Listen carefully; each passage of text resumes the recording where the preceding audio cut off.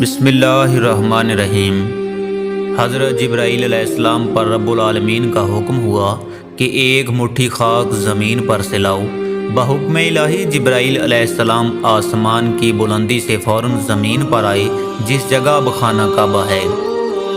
چاہا کہ ایک مٹھی خاک لیں۔ اس وقت زمین نے ان کو قسم دی کہ اے جبرائیل، برائے خدا مجھ سے خاک مت لے کہ اس سے خلیفہ پیدا ہوگا اور اس کی اولاد بہت عاصی و گناہگار مستجوب عذاب ہوگی۔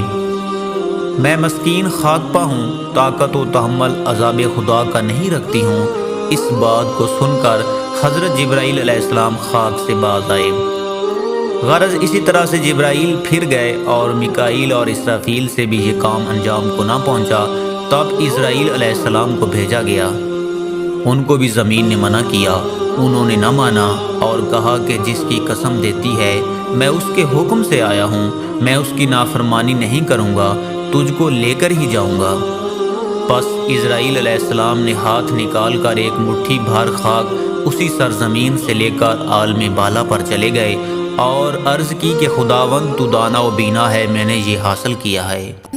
تب اللہ تعالیٰ نے فرمایا اے اسرائیل علیہ السلام، میں اس خاک سے زمین پر ایک خلیفہ پیدا کروں گا اور اس کی جان قبض کرنے کے لیے تجھی کو مقرر کروں گا۔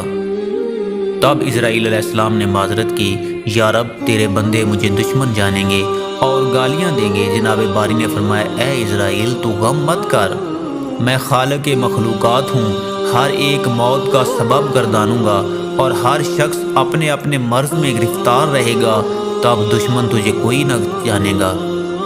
کسی کو درد میں مبتلا کروں گا اور کسی کو تبدگ میں اور کسی کو پانی میں غرق کروں گا۔